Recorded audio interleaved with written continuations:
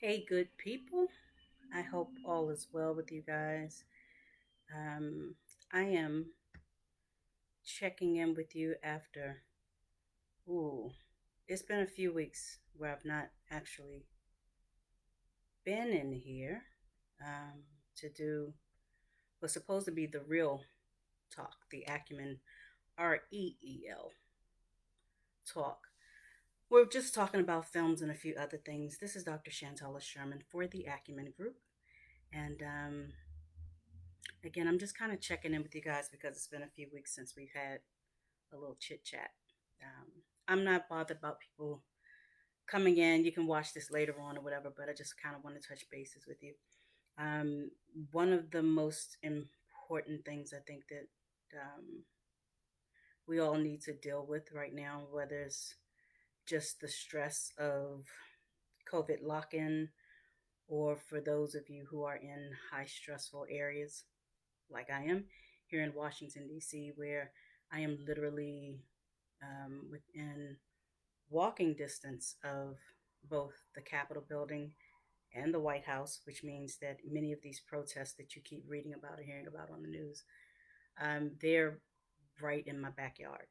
And so it's an extremely stressful time in the city just because we have no clue who's showing up in our beloved city to do what. And in the meantime, there are logistics within the city that still have to be maintained. So, public transportation is impacted by the streets that are being closed off for protests, the protests that are getting out of hand, where there's some level of violence or there's a threat of either harm coming to people or harm coming to businesses in the surrounding communities is a serious threat at this point. It's something that's ongoing. And so, just in trying to make sure that, I steer clear of watching the news and things like that, while at the same time managing young writers who are keen and just they're so willing and anxious and excited to get in to the fray, to be a part of, to document. um, I'm on the one hand um, extremely pleased that they have that type of mindset, um, because as a student journalist, 30 years ago, you know, we were often asked by professors, what is the one story or the topics that would cause you to go into a situation where you could become endangered. And so, we all had to really sit and kind of think about that, and what types of stories would you be prepared to give your life for. And so we think in terms of military correspondents or war correspondents who may be in places like Sarajevo or Iraq and places like that, but you don't necessarily think in terms of young people who are stateside and they're dealing with things that are important to them, but the communities that surround them. So these are civil rights issues, these are political issues, they're community issues, they're race issues, they're health issues. And so while these young people are already out of college, um, they are in many ways um, looking for senior staff members. They're looking for the quote unquote adults um, who are in the room to tell them yay or nay. Is it worth me going into this because I want to? And so it's been extremely hectic. It's been mentally chaotic for me to tell these young folks, just no. I need you to come home. I need you to come out of that. I need you to cease. I need you to get someplace where I know that you're safe as soon and as quickly as possible. Um, and so that, again, it's a bit disruptive because, again, as a journalist, there have been times when I've gone into the fray and I went in despite the fact that someone told me don't. And thankfully, I had very little regrets and there was no physical harm that actually came to me. But these are things that as journalists, it's like being a police officer. It's like being a guard sometimes in a prison. When things arise that are dangerous or tumultuous, your job is not to run out of it. Your job is to run into it. And so, even though we tell young people these types of things, when it's time to actually have them do this, and I know that these are people's children, um, my first and most consistent mindset is report another day. I need you to come out of this. We can report from a distance. I don't want them out there. And so um, I basically had to take about 2 or 3 weeks of just kind of monitoring the students because I would say no and they would go in anyway. And then I would get these frantic text messages, I'm out here and they're shooting rubber bullets, or I'm out here and there's tear gas. And it's something other than tear gas because it's literally burning my skin, or there's an eruption in my skin. And so some people were, sending out reports that they believed it was bear repellent or something else that they were spraying on the protesters and even the reporters. So again, the reality of this is, if you're a reporter and you're in the middle of what's going on, the police and the people who are trying to push you back have no clear understanding, or in the middle of all of the chaos that's going on, they can't decipher a reporter from a protester, from an agitator to just a bystander who happened to get off the subway at the wrong stop. They don't know. And so everyone is kind of at the mercy of whatever's going on at that moment. And so a lot of them learned a valuable lesson. I dare say they know now that when Dr. Chantella Sherman tells you go home, it's not because she doesn't want you to win a Pulitzer. It's because she does want you to win one with all of your arms and legs and joints and body parts in place. And you can go out and report this story another day, at another time, in another way, where you're using, as I say, it's a thinking man's game. Use your mind to get through some of these things instead of physically having to be in these spaces. And so, for that reason, primarily, the last 3 weeks have just been me attempting to decompress in a way where it's like no social media at all. If you've seen any post on my social media at all, it's been about something frivolous or silly. And that was just to make people aware of the fact that I was still breathing and alive. But I literally had to kind of pull back from this because the news is one thing, but social media is supposed to be sociable. And I'm starting to find out that social media is probably one of the most antisocial vehicles that you could ever come across. No one is really listening when they're supposed to be listening. Everyone's talking. Everyone has a quote unquote platform, but no one is taking heed to what's being said. No one is actually having discourse where you're talking and having dialogue. So nothing comes out of all of this great amount of talking, all of this yabbering. And sometimes they're amazing and great points, but they're left in the middle of a million other voices and a million other sentences and a million other sound bites. And everyone's trying to grab the sound bite that'll get their message sent over. And that's really not what this is about. There are lives at stake, there are spirits at stake, there are jobs at stake, there's livelihood at stake, there's housing at stake, there are all these other things um, that mean something, that we're just kind of overlooking right now. And so I say all that to say that even as it's been extremely stressful, the work does go on. And so I am personally about 2 months behind on the release of the popular eugenics in television and film book that goes with the film series. And so it's made me kind of go back in and do a different level of editing, even though I was done. So, hey, if we're already behind schedule, we can be a bit more behind schedule.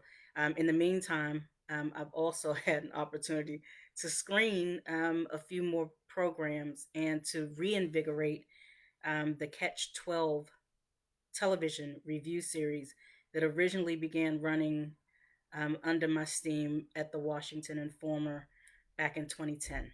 And so, in reinvigorating that, it's been a little bit helpful in just kind of dissecting some of the television that we're watching. I don't necessarily use a eugenic stream for the reviews that I'm doing for the Washington Informer, but you can see the write ups on their website, and it's www washingtoninformer.com. So feel free to step over there. Some of the articles will be posted on my Twitter or LinkedIn or Facebook accounts as well. And even though this is Acumen, I always say that the Washington Informer is one of my original journalistic homes. And so there'll, in some instances, be crossover, as there would be with the Philadelphia Tribune. Thank you, Irv Randolph and the crew, Bob Bogle over there, and the Blue and White Flash at Jackson State University, which I cannot and will not ever forget, and the amazing team over there. At the time that I was there, led by Sylvia Watley and my cohorts in crime, Shamika Cleveland, John McMillan, Lamont Brown, Tawana Phillips, Crystal Mincy. We had an amazing group of folks, and they're still journalists in their own right. And so, um, every now and again, if there's copy or text that we can pull over to their spaces, their vehicles from the Acumen Group, from Acumen Magazine, we definitely and certainly will. And so, with this Catch 12 series, I'm going to give you just a brief update on some of the films and things that we've done. We're in the third week of it right now. The very first piece was on the reissue by Criterion Films of the film Claudine from 1974. Those of you who've been in my courses know that it's one of the very first films that I use when we're talking about eugenics, because we're talking about, while it's a love story, a garbage man and a mother of six, um, trying to see if they can build a relationship. It also has a lot of not so hidden eugenic messages about how women's reproductive health, their capacity when they're having children out of wedlock, the taint or labeling of women as immoral because they're having children without the benefit of a husband, and what that means to the children as they start to navigate through school systems and through social services and things like that, what it means. But also looking at the welfare system as a whole and how it's always been a part of the law, with social services, with welfare, with aid to women with children, WIC, and all of these other ADC. Um, the problem is that men cannot be in a household, so it's written into the laws and the mandates of these programs that if the children are going to get aid, a man cannot physically be in that space. And so you're basically forcing men outside of the household so that the government, in many instances, becomes the father. And what the government says is the law. And so it's one of the things that we still don't really discuss as deeply and intrinsically as we could or should, and these policies still go on today. And so one of the things that's discussed in the Catch 12 piece is um, how we kind of overlook the fact that within a system that is supposed to help women get on their feet, there's also these mandates that basically say things like um, your reproduction is now the business of the government, and we will determine if and when you should have additional children. And so, this is how many of these women ended up being pushed into uh, having tubal ligations, having their tubes tied for the benefit of them being progressive. And they made it seem as if the government, the reports make it seem as if these women did this because they wanted to be progressive and they understood. I've heard at least one judge on TV, and I like her. It's the divorce court lady, who I think they just replaced her. But I really like the fact that she's very, very stern with the couples. But one of the things she always said that disturbed me was she would tell the women, if you can't get control of your reproduction, you'll never be in control of your life. And for me, that's an old drawback. That's one of those old eugenic drawbacks where it's like, you can't be progressive if you have children. You can't be progressive or be in any way control of your life if you have children. Children are problematic to you having a nice car and a nice house and the types of jobs that you want and the kind of mobility and access that you want. Children become the problem. Hey, Idantha, I see you on here. And so it's when we start talking about where a woman's rights are, most women would go, all Roe versus Wade and women have a right to determine what they do with their bodies, until you start talking about women who are on welfare or who have children who are dependent upon government services. And then it becomes, if this is my tax money, I don't believe that these women should be able to have additional kids. And so this is not something that's, it can be racial and it can be racist, but you will find as many black people, or if it's in a Hispanic community, as many Spanish people, or as many Chinese people, everyone says the same thing when we start putting dollars and cents to it. And so you'll see on the Acumen page, there was a Time magazine article. Hey there, Barrington. There's a Time magazine article where the cover shows, women with dependent children, and the article is about illegitimacy, but they have the children as cutouts and their heads are pennies and quarters and dimes. And so when you start making a child's existence connected, it's intrinsically connected in political terms, in social terms, to economics. This child now becomes a burden. And as soon as you say that, you're back over here with me in the eugenic stream. All right. So socially and popular culture has it in one vehicle where people will say, yay.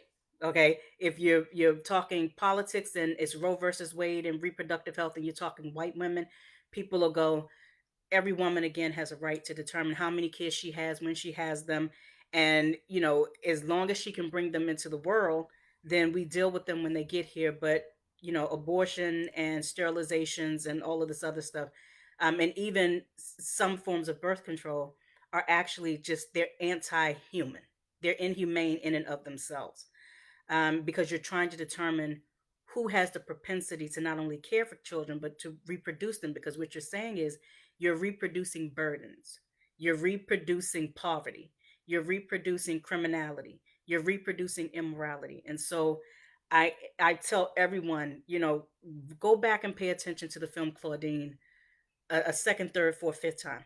The amazing thing the Criterion Films did with this, and it's one of the reasons why I decided to do an additional review for it for Catch 12, was that they got one of the last interviews with Diane Carroll before she passed away.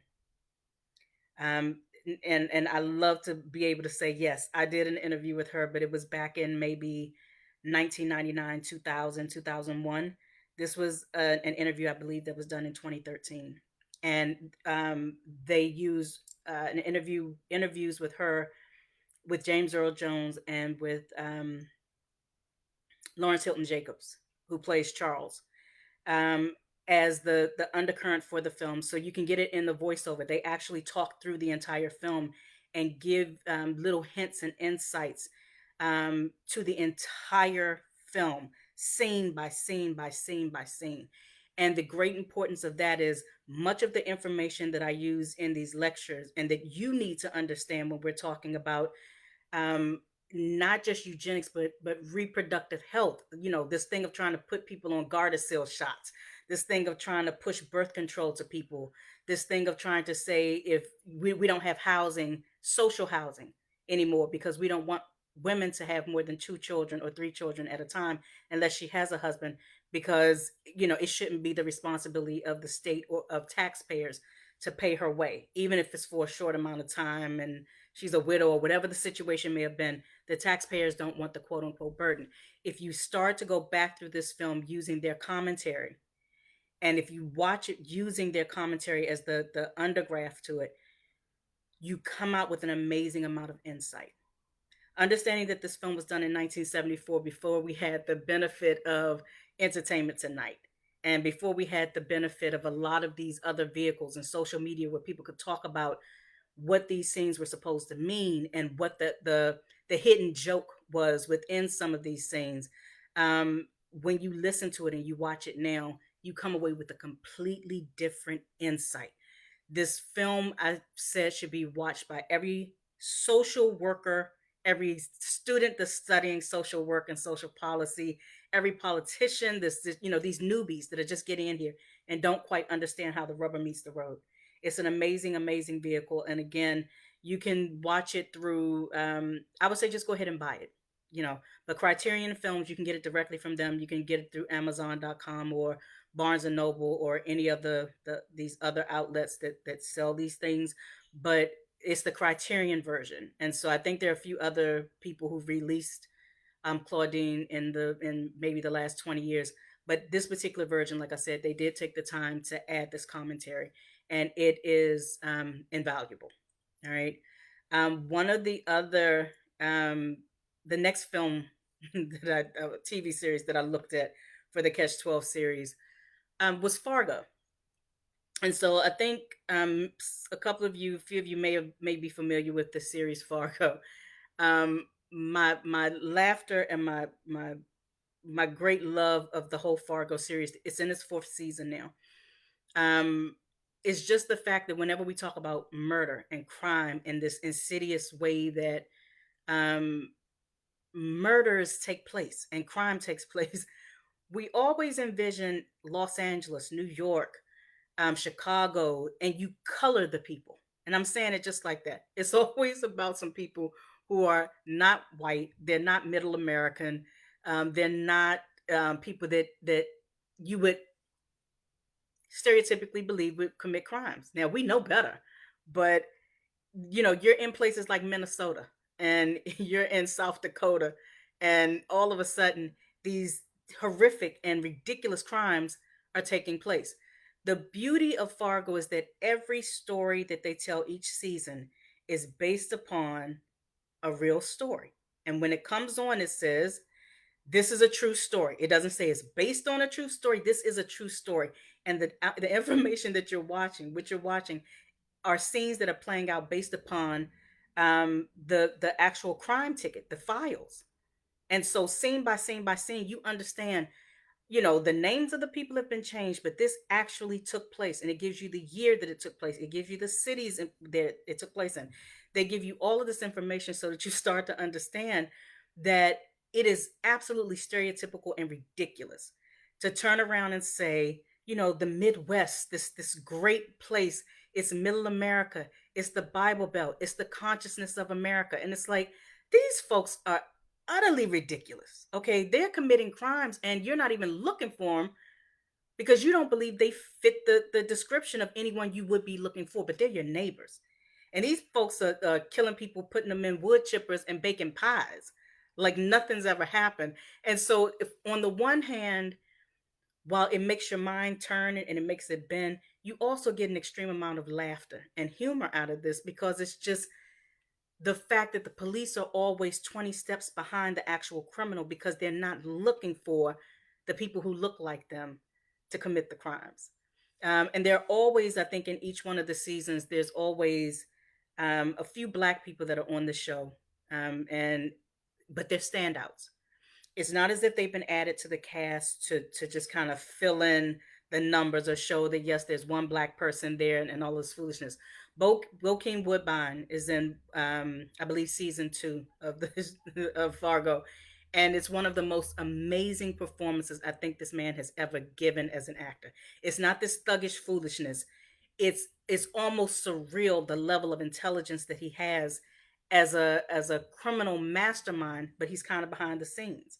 And as you watch him kind of pull out all of these stops, you understand just how wasted he has been in the limited types of roles that he's been given. And so you literally have to kind of take a step back and go, that was amazing. You rewind and play it again. It's that type of thing. Um, there's also the comedy team, Key and Peele. They show up in season two as well. Currently with season four, which is still running on FX, you can see the episodes after they run on FX the day after through Hulu. So you can still stream all of these at one time if you like. But the current season is probably one of the most prolific, but um, challenging for me. They deal a lot with race, and they're in the 1950s era, um, where they're in Missouri, Kansas City, Missouri, and it's a group of black people where you see this young black girl who's actually narrating the story as it's coming full circle. It's an amazing storyline. I love the fact that you're talking about organized crime and how families shift. So you start off with some Irish people fighting other Irish people for territory, both organized crime syndicates. One of the Irish people families leaves, and it's Irish and Italian. And then one of the Irish people leave, and it's the Italian, and then this black organized crime unit comes in. And it's just a synthesis of America where you start to understand. I think the young lady who's narrating it says, when you look at all of these crime families, the one thing that you need to be really familiar and acquainted with is that none of them are white.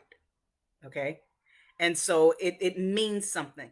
None of these people are white, even though you'll have the Irish and the Italians eventually matriculate and assimilate into this space where they become white, and then they can cast off the crimes and the burden of who's a criminal onto the black families.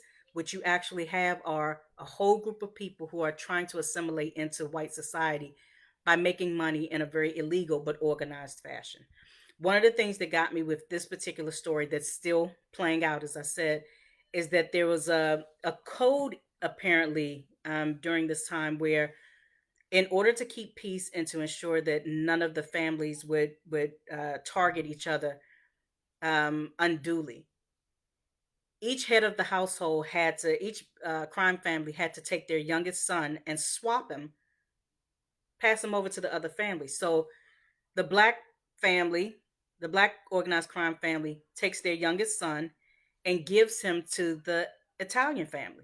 The Italian family takes their youngest son and gives him to the black family. And that way it's understood, you can't harm me in my home without harming your own child. All right. The only problem with this series that I'm having, and it's a serious problem, is the fact that the head of the black family, this mafioso, is Chris Rock. Now, I have no particular love for Chris Rock at all. Barely as a comedian, and certainly not as an actor. And so it's extremely difficult to watch him go through his lines, because even when he's being serious, he's supposed to be giving these really dramatic and heartfelt and impassioned scenes. All I keep waiting for him to do is pop out and say he wants one rib. He still looks like the crack addict guy. The lines don't come off quite the way they could.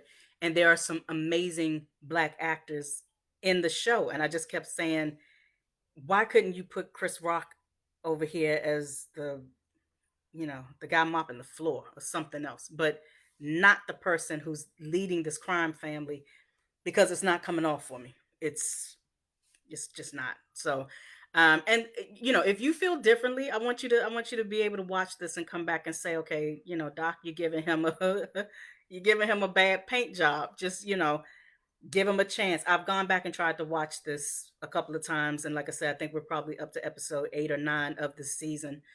And he's not grown on me at all. As a matter of fact, it's just getting worse.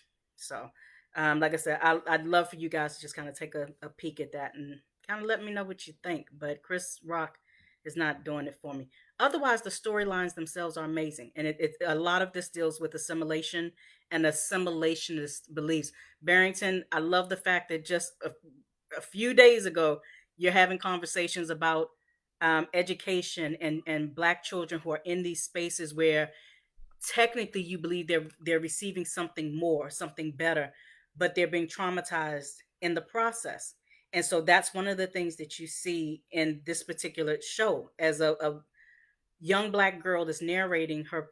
It's an interracial, her parents are interracial, so her father's white, her mother's black. They own a mortuary, they're in great financial standing, and so they decide to send her to a Catholic school. Not a good idea.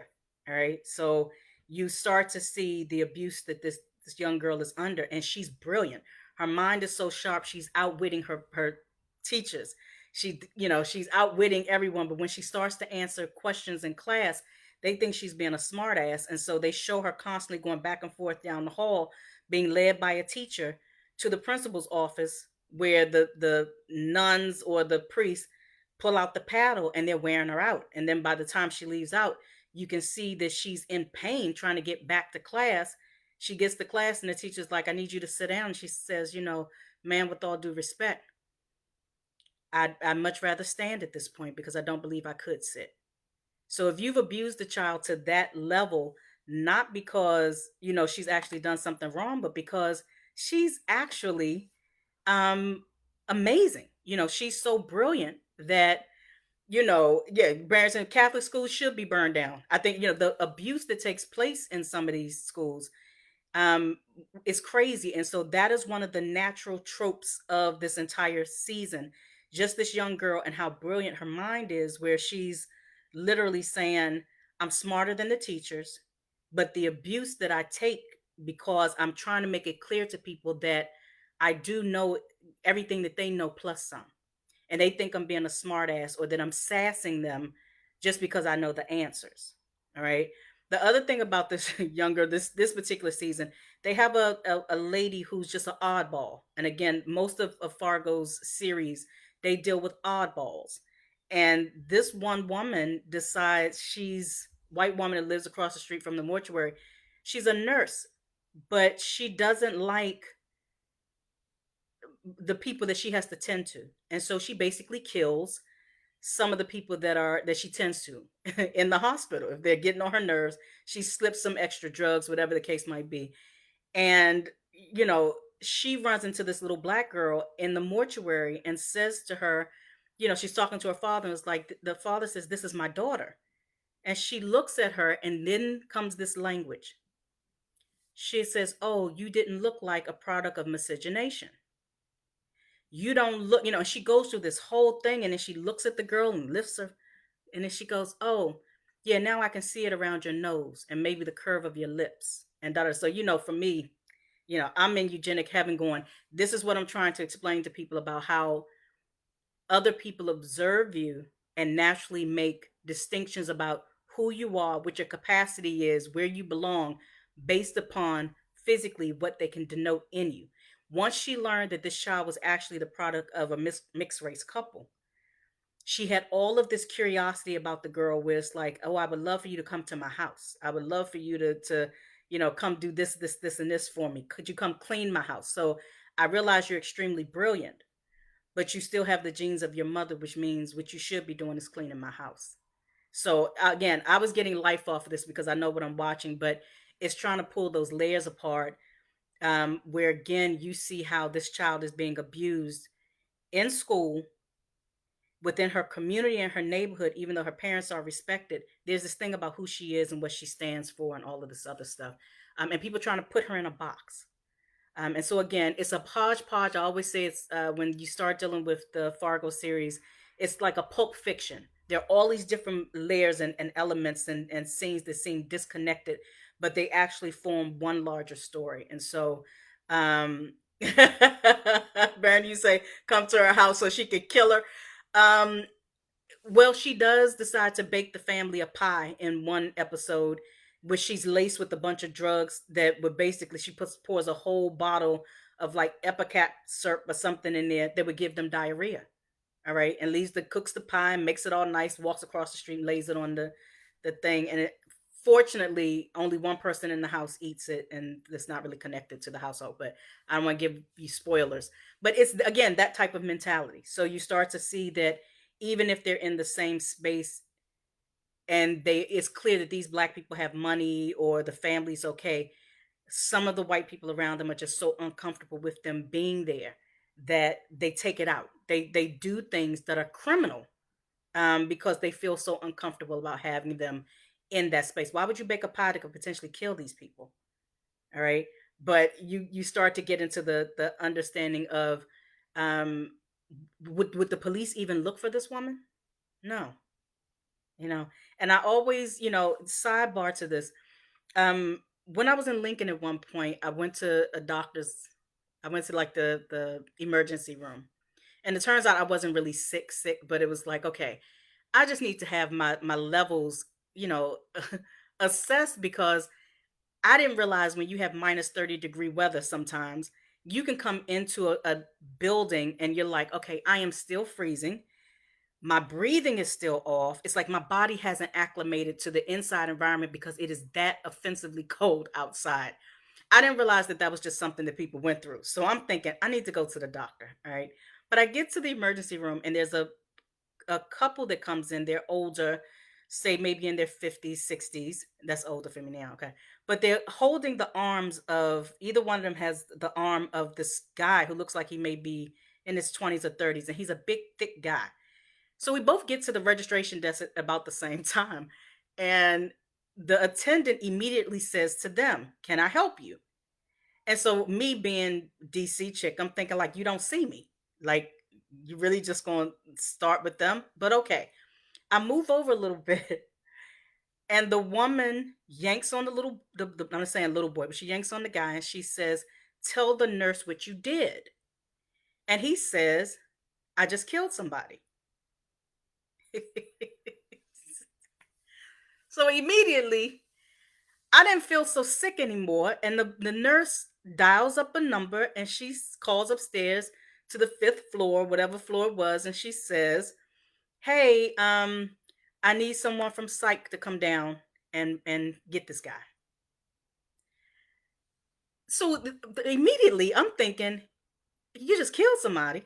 If you just killed someone should dial 911 and the police should come pick you up. No, this man had killed someone and his parents, it turned out they were his parents, had taken him to the right. Oh shit, Barrington is right. Hey, Amy, Amy, listen. The parents had taken him to the hospital so that he could immediately be put into a psych ward. Now, of course, the journalist in me is going, who did he kill? Where's the body? Are they going to cover that up? Are they going to dismiss it because now he has a claim that he's mentally unable to stand trial or whatever? But all I really wanted to do at that point was go home. And it was just like, okay, every time I watch Fargo, this is the scene that comes back to me. It's literally, this is how people in certain areas, because you're not looking for them and you don't feel like you need to super hyper survey them or even challenge the fact that this man just came in here and said he killed someone. The police should have been somewhere. I'm waiting for the nurse to say, okay, right, you can go up to the psych ward, but 911, someone just came in here, he's in the psych ward. You need to figure out who he killed. It's like, what am I missing here?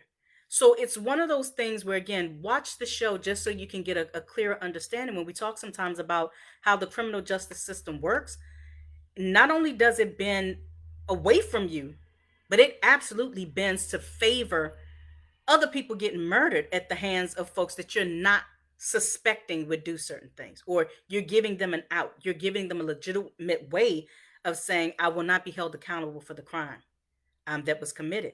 And you can still look at the numbers and see where murders are taking place, but you don't hear about them in the news. I looked for months. I'm looking for this guy and I'm earwigging trying to hear his name so I can say, all right, I want to be able to go back.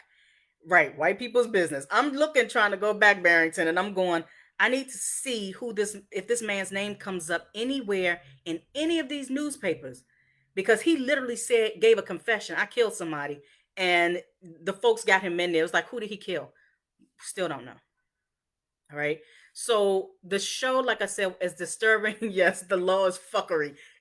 Hey, you, I'm right here for it. I'm telling you. And so when you start to watch this show again, you start to see, and it's not just the Midwest, it's in all of these different enclaves where it's a predominantly white, WASP, Anglo-Saxon Protestant community, where it's more important to have family values and the semblance of things being a particular way. That couldn't happen here.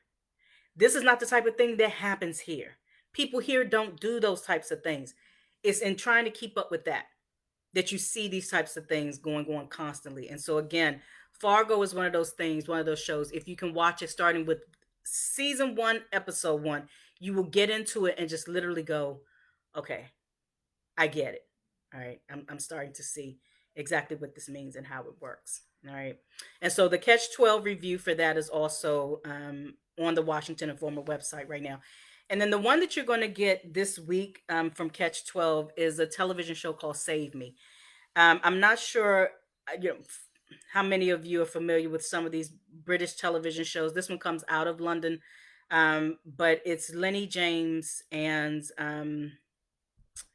Saran Jones. All right. Sir Ann Jones, I've loved from Scott and Bailey. She was on Coronation Street at one point. She does amazing shows. She just did Gentleman Jack not too long ago.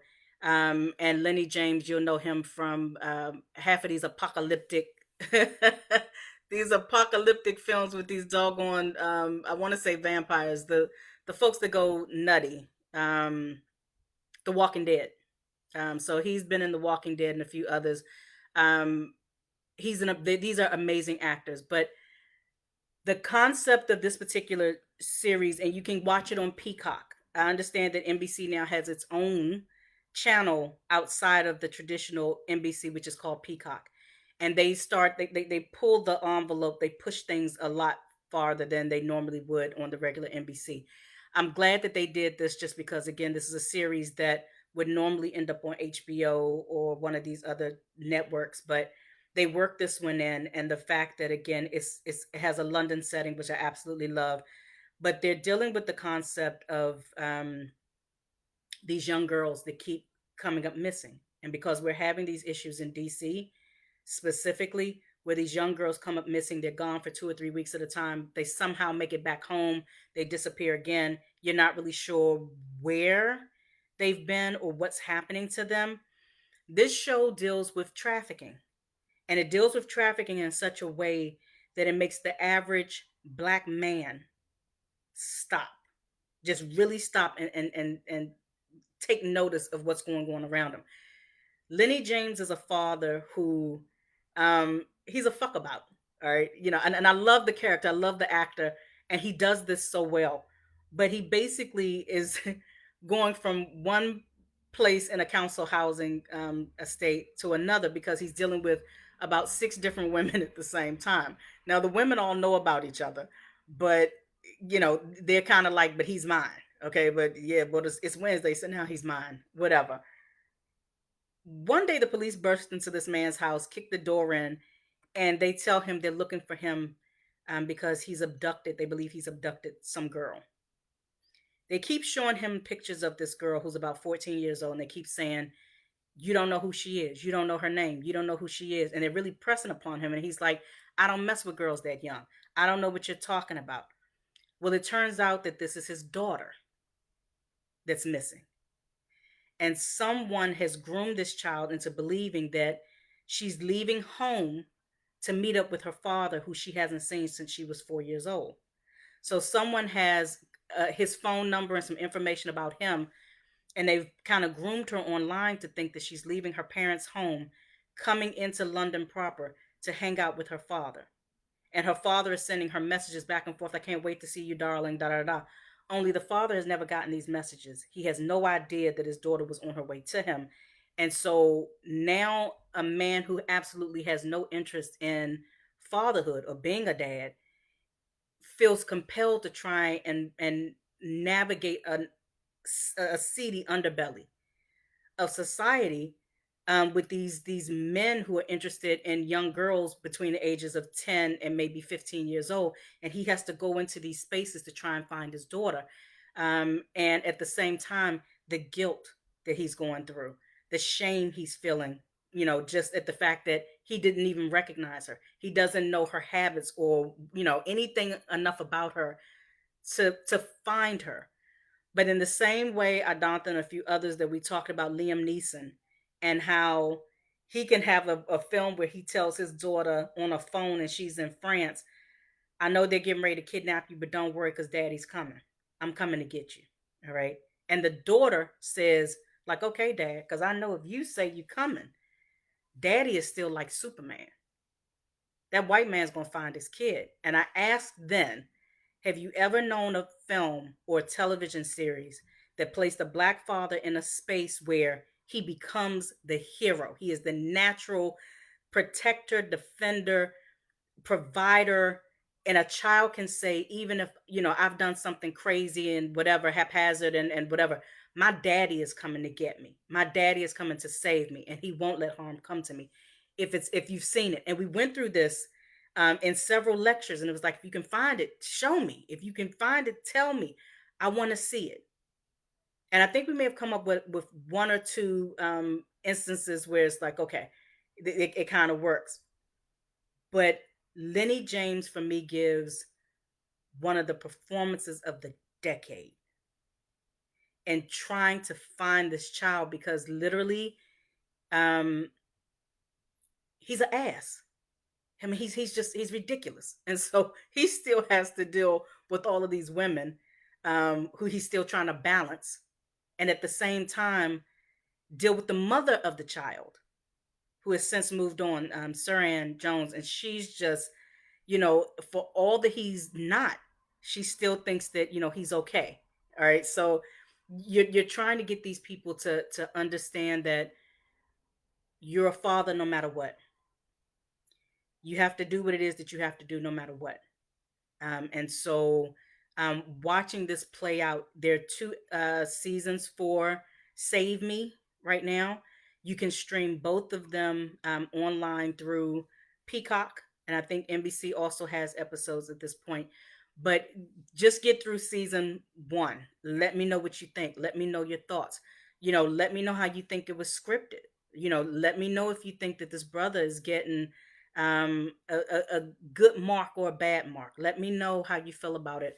We'll come back and talk about this next week, but just start playing around with some of these things. It's an amazing storyline. And what I took away from this is that in many instances, even though the many women that Lenny James's character's name is Nellie, it's Nelson, but they call him Nellie. Many of the women that he's dealt with or he's dealing with, they are broken. They are broken in the same way that you would have these young girls be broken. And so there's this predatory type of mentality that he starts to recognize in himself, I think, where he starts to understand that in the same way that I'm treating these women, there's now some man out there potentially handling my daughter in the same way. And it's my understanding, again, this is a news story expose that I think an amazing writer or group of writers could really get down into at some point. But the fact that, again, in Washington, D.C. alone, you have an amazing number of young girls that, again, they come up missing. No one's looking for them. They go back home for a short period of time, but someone else picks them up. So they're always kind of in and out of their households, and no one's looking for them. They're not considered to be vulnerable or in danger. Any no one. And if you start to say, "Okay, I'm looking for my daughter," the other questions start to happen. Why is she out there? What was she wearing? Look at her social media account and look at her behavior as if something has happened to her, she brought it on herself. All right.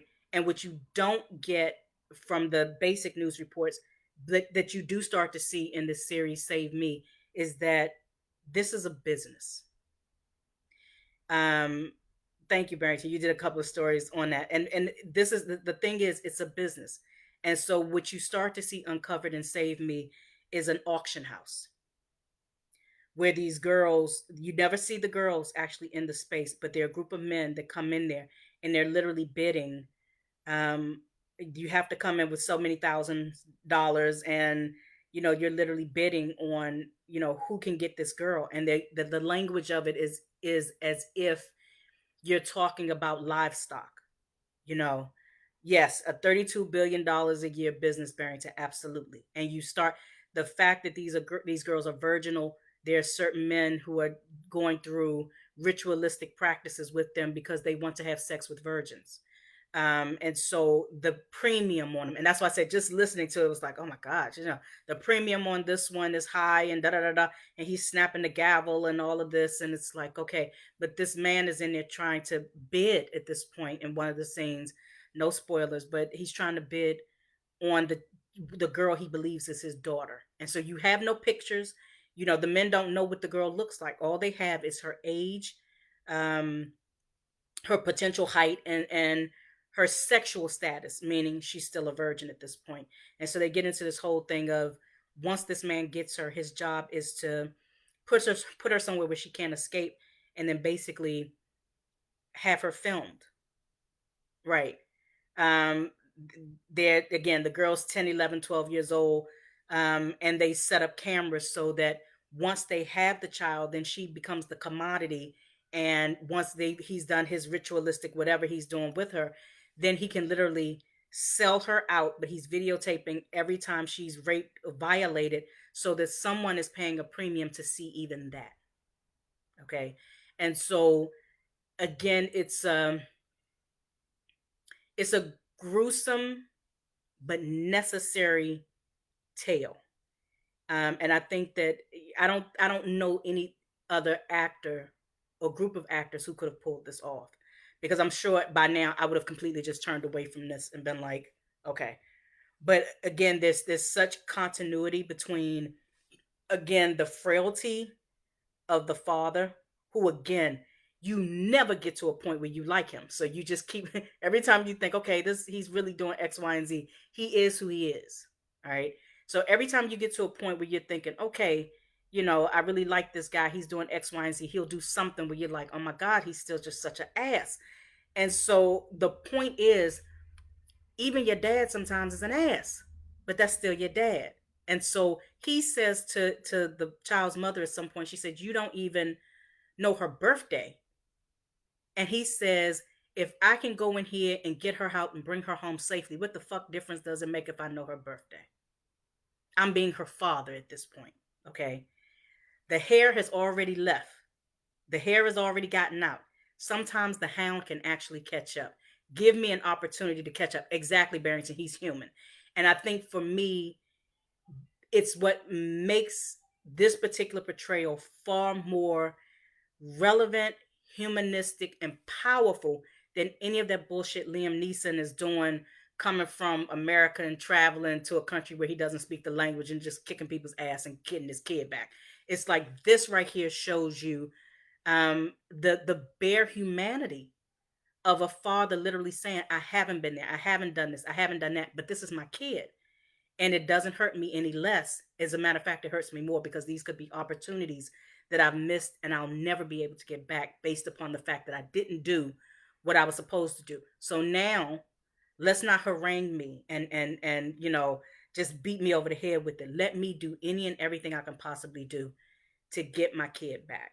And so season one, I give you fair warning, ends without her still being back home. You still don't, right? So I don't want you sending me messages like, make it stop already. But you'll end up into season two before you'll have some type of a resolve.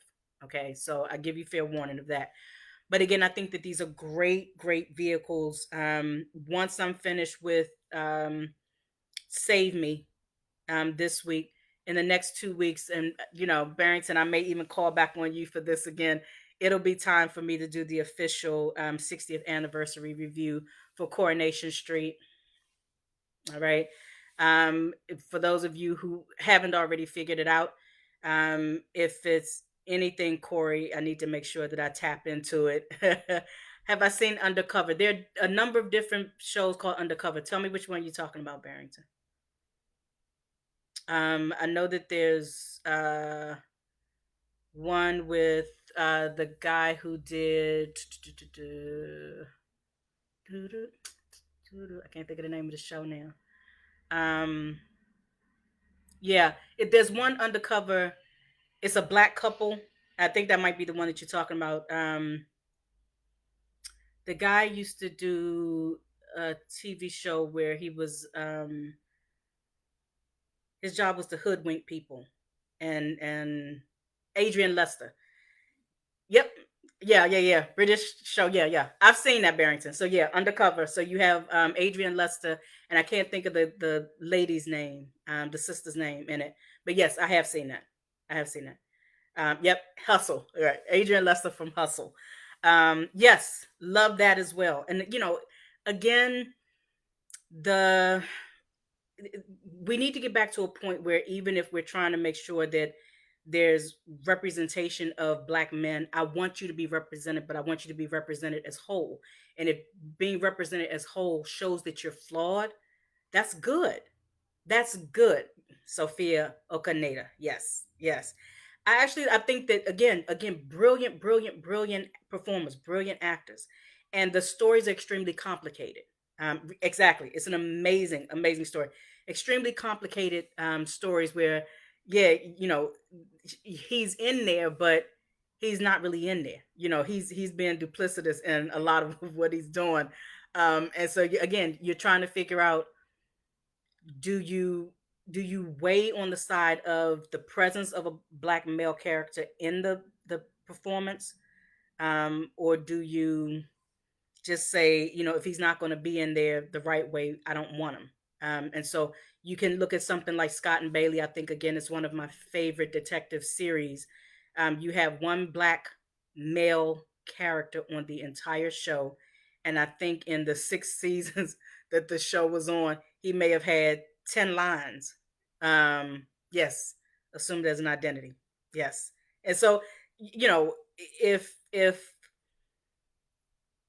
you get a character like Adrian Lester, if you get a character like Idris Elba in Luther, and he's a title character, again, my problem has always been, you're either going to have an amazing black man and no black women at all, or you're going to have a black woman that comes in and complicates his masculinity to a point where you really want her off. So Luther did well for the most part until we got to that point where, again, he's an outlier because he does not have any black people around him. And I just said, it's almost as if, you know, Idris Elba was dropped into the middle of this show with no black mama, brothers and sisters, no uncles, no black girlfriends, no black friends. You know, even the people buying, you know, giving them coffee in the morning, there are no black people anywhere. And if you're in a space like London or Manchester, there are Negroes everywhere. All right. They're people of color, you know, they're Pakistani people and you know, Asian people. Everyone is there. But all of a sudden, when we get to scripting this stuff, no one is there. Or if they're there, they don't speak. All right. So again, Scott and Bailey, thumbs up until I have to look for a black woman, because once again, no black women, period, except for the suspects on the show. Um, but no one in a recurring vehicle. And then the one black male that's on the show, like I said, he does his job. He's great. He's you know, but he has no storyline and he has very few lines. Yes, I found that. Yes, they went that way. Whose car am I in today? That's it. All right. So Homeboy doesn't really function within the series as a black male. He's just another cop who happens to be filling a chair at this particular point. And so when you get, again, an Adrian Lester, when you get Lenny James doing anything, and he did Line of Duty, if you can find the first season of Line of Duty, once again, an amazing, very complicated storyline, but you'll follow it straight through to the end. Again, my only problem with Line of Duty at that point was he's there, but every interest that he has, female love interest that he has in this show, is a white female, all for interracial whatever, but it's like, you know, can you toss it up just teensy bit, just a little bit? It would be helpful. And then when they do Line of Duty, I think season 3, you'll end up with, once again, a black female as the lead, but then she has a white husband, and we go interracial once again. There are no black characters on there to support her. So I'm not really sure intrinsically what that means. But, you know, again, I think I see a few more vehicles for um, a more realistic portrayal of blackness in these spaces, and than I have in recent years. So, you know, it's always helpful. But are there any questions? I'm still getting notes in the mailbag about different television series, and I haven't had a chance to really go through them, like I said, because I'm on decompress mode and I'm just coming out of it. Um, but yeah, if there are other questions, you can shoot them to me real quick, or send them to me in the mailbag. Acumen Magazine 365 at gmail.com. Again, Acumen Magazine 365 at gmail.com. Um, there's a whole list of films that, or television series that I'll be doing for the Catch 12 series. Also, look for, by the end of the year, the Popular Eugenics in Television and Film book. And I'm glad that, you know, I kind of backed up on releasing the book, because just in since we've been under quarantine, there have been at least 4 or 5 other television series or films that I've added to it. So that's been probably a good delay for me and for you once you start reading. So, um, all right, guys, with that, if there's nothing else, we did good. We're coming in right at an hour. Um, so thank you again for joining me. Again, this is Dr. Shantella Sherman. I'm doing a quick real talk. That's REEL talk for the Acumen Group, Acumen Magazine. Thank you so much for joining me, and I look forward to seeing you again this time next week. All right. Peace.